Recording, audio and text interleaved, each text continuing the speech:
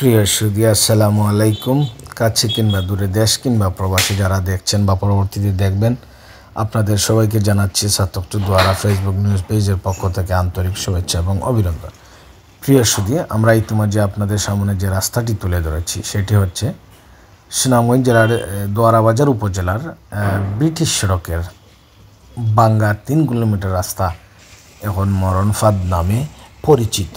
সাধারণ মানুষ চরম ভোগান্তিতে, তাই দ্রুত সময়ের মধ্যে এই রাস্তাটি সংস্কার করে সাধারণ মানুষকে চলাচলের উপযোগী করে দেওয়ার জন্য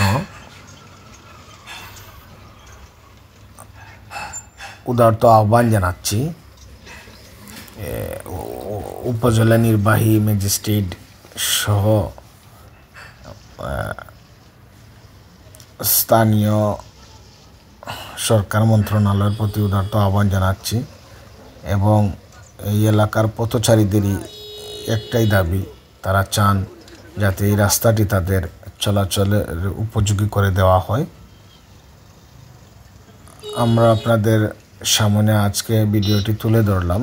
ভিডিওর রাস্তাটির অবস্থা খুবই ভয়াবহ অবস্থা।